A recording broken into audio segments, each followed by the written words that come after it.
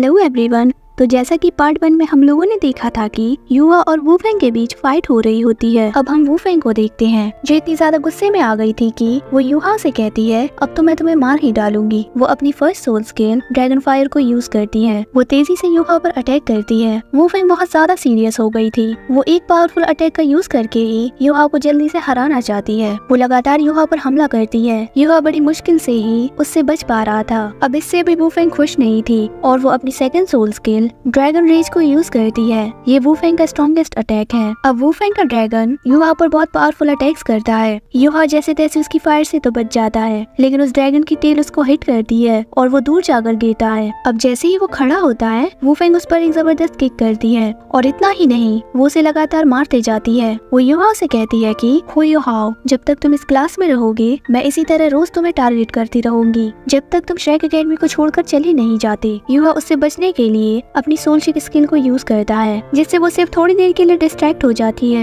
ये सब देखकर मिज़ाओ मन में सोचती हैं कि ये दोनों ही अपने सबसे पावरफुल अटैक्स को यूज कर रहे हैं। इनके लेवल्स में बहुत बड़ा डिफरेंस है। और तभी वूफेंग युहा पर एक जोरदार पंच करती है, लेकिन युहा जैसे तैसे उसे रोक लेता है और वूफेंग उससे कहती है कि क्या तुम अभी भी मुझसे लड़ाई करना चाहते हो? और युहा कहता है कि मैंने अभी हार नहीं मानी है। उसके बाद वूफेंग कहती है कि तुम्हारी ये एक सोल रिंग मेरे सामने कुछ भी नहीं है, तो अच्छा यही होगा कि तुम अपनी हार मान लो। अब हम देखते हैं कि युहा बहुत सीरियस हो गया था। उसकी आंखों में एक मिस्टीरियस एनर्जी थी, जिसे देखकर वूफेंग भी हैरान हो जाती है। युहा के शरीर से एक मिस्टीरियस एनर्जी बाहर आ रही थी। वूफेंग के सपोर्टर्स कहते हैं कि आखिर वो रुक क्यों गई है, वो उसे जल्दी से हरा क्यों नहीं देती। इतनी पावरफुल एनर्जी को देखकर वूफेंग का ड्रैगन गायब हो जाता है। अब युहा के अंदर से एक डार्क शैडो निकलती है, जिसे देखकर वूफेंग बहुत ज्यादा डर जाती है। वांगडू व xiaoxiao अभी कुछ समझ नहीं पा रहे थे और वहाँ का मौसम बहुत भयानक हो गया था। सब जगह पर अंधेरा हो गया था और ये सब उस मिस्टीरियस एनर्जी के फोर्स की वजह से हुआ था। ये सब देखकर मिज़ाओ सोचती है कि क्या इतनी पावरफुल एनर्जी युहा के अंदर से आ रही है। अब हम देखते हैं कि उस डार्क शैडो की वजह से वूफेंग बिल्कुल हिल नहीं पा रही थी। कुछ स्टूडेंट्स वूफेंग को वहाँ से भागने को कह रहे थे, लेकिन वही वांगडू युहा से कहता है कि उस पर काउंटर अटैक करो। वूफेंग बहुत डर गई थी और वो उससे कहती है कि मुझे जाने दो, लेकिन युहा की फोर्स की वजह से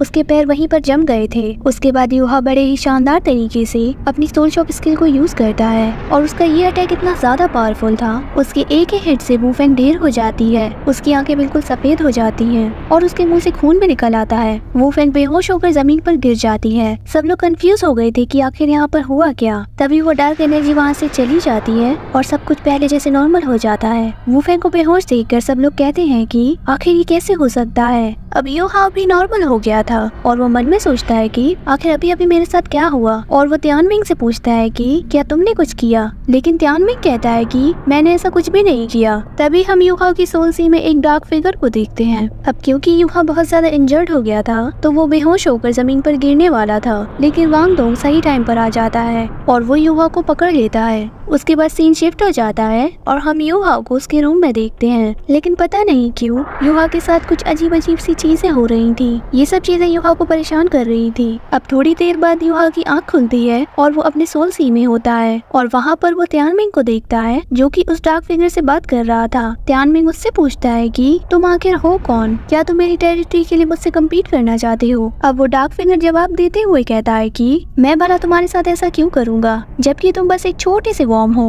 उस फिगर की आवाज को सुनकर युहा बड़ा हैरान हो जाता है, क्योंकि थोड़े दिन पहले ही उसने जो मिस्टीरियस आवाज को सुना था वो इसी फिगर की थी। अब हम देखते हैं कि तियानमिंग उस डार्क फिगर से कहता है कि तुम्हें क्या लगा कि मैंने नोटिस नहीं किया कि तुम तो स्पिरिचुअल कॉन्शियसनेस के एक छोटे से टुकड़े हो, जिसके पास कोई भी ताकत नहीं है। जिस पर वो डार्क फिगर जवाब देते हुए कहता है कि हाँ, तुमने तो बिल्कुल सही कहा, मैं स्पिरिचुअल कॉन्शियसनेस का बस एक छोटा सा टुकड़ा हूँ, लेकिन फिर भी तुम मेरा कुछ नहीं बिगाड़ सकते। तभी वो फिगर एक पावरफुल ऑरा को यूज करता है, जिससे डरकर तियानमिंग युहा के पीछे छिप जाता है। उप्स, इसकी तो हवा निकल गई। उसकी बातों को सुनकर युहा उससे पूछता है कि तुम कौन हो। फिर वो डार्क फिगर युहा को बताता है कि वो एलाइक है। उसके बाद युहा उससे पूछता है कि आखिर तुम मेरी सोल सी में कैसे आ गए, जिस पर एलाइक उसे बताता है कि मैं असल में इस वर्ल्ड से बिलोंग नहीं करता। मुझे बस इतना याद है कि जब मैं मरने वाला था तब मेरी सोल पावर बहुत ज्यादा होने की वजह से मेरी स्पिरिचुअल कॉन्शियसनेस का एक टुकड़ा स्पेस से बाहर आ गया, और जब मैं इस वर्ल्ड में आया तब तियानमिंग तुम्हारे साथ मर्ज हो रहा था, जिस वजह से वहाँ पर एक power powerful energy fluctuation create हो गई थी और इसी चीज से मैं इसमें अट्रैक्ट हो गया। ओके डोंट वरी, अगर आपको समझ नहीं आया तो कोई बात नहीं, मैं हूँ ना, मैं आपको सरल भाषा में बता देती हूँ। तो एलाइक ये कह रहा था, जब त्यानमिंग युहा के साथ मर्ज हो रहा था तब उस प्रोसेस की वजह से उनके आसपास बहुत हलचल होती है और कोइंसिडेंटली एलाइक की स्पिरिचुअल कॉन्शियसनेस का वो टुकड़ा वहाँ पर आ जाता है और वो उस मूवमेंट की वजह से उसकी तरफ अट्रैक्ट हो जाता है, क्योंकि मर्जिंग प्रोसेस के दौरान एक पावरफुल एनर्जी आसपास रिलीज हो रही थी।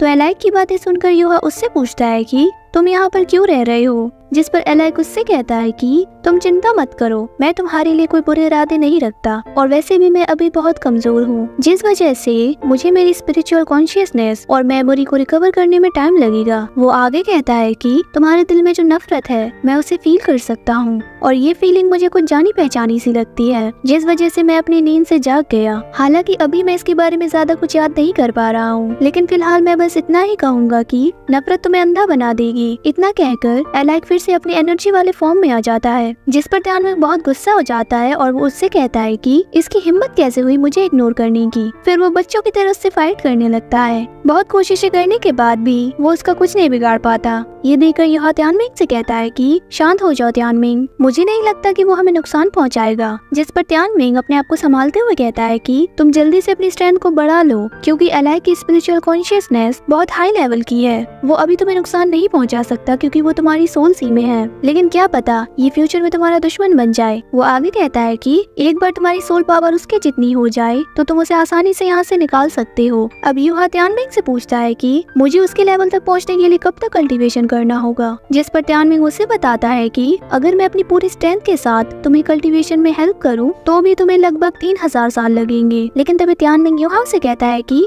अगर तुम यहाँ से अभी नहीं गए तो तुम लेट हो जाओगे और शायद मिस ज़ाओई भी तुम्हें निकाल दे। ये सुनकर युहा होश में आ जाता है, जहाँ पर वांगडोंग उससे कहता है कि तुम पूरी रात बेहोश थे, मुझे तुम्हारी बहुत चिंता हो रही थी। अब सीन शिफ्ट हो जाता है और हमें युहा की क्लास को दिखाया जाता है, जहाँ पर मिस ज़ाओई बहुत ही गुस्से में कहती है कि कल मैं क्लास लीडर के इलेक्शन को कंप्लीट करने वाली थी, लेकिन किसी ने मेरे फैसले पर सवाल उठाया था, तो आज मैं अनाउंस करती हूँ कि इस क्लास का लीडर वांगडोंग और वाइस लीडर हुयो हाओ होगा। वो आगे कहती है कि अगर आगे से मेरे फैसले पर किसी ने सवाल उठाने की हिम्मत की तो मैं उसे यहाँ से निकाल दूंगी। इतनी बड़ी वार्निंग मिलने के बाद भी युहा की क्लास में कुछ इतने बेशरम स्टूडेंट्स हैं कि वो टीचर की बात नहीं मानते। हुआंग कहता है कि आखिर वांगडोंग को लीडर क्यों बनाया गया। दाई हुआबिट कहता है कि युहा को वाइस लीडर क्यों बनाया, और ज़ुलू कहती है कि किसे पता कल की लड़ाई में युहा बस लकी हो, इसलिए वुफेंग हार गई। उनकी बातें सुनकर शाओ शाओ कहती है कि ये कभी नहीं सुधरेंगे। उसके बाद हुआंग बड़ी बेशर्मी से खड़ा हो जाता है और उन दोनों को चैलेंज करता है और वांगडोंग उसके चैलेंज को एक्सेप्ट कर लेता है और इसी के साथ ये वाला एपिसोड खत्म हो जाता है। अब हम जल्दी मिलेंगे नेक्स्ट एपिसोड में। Bye bye.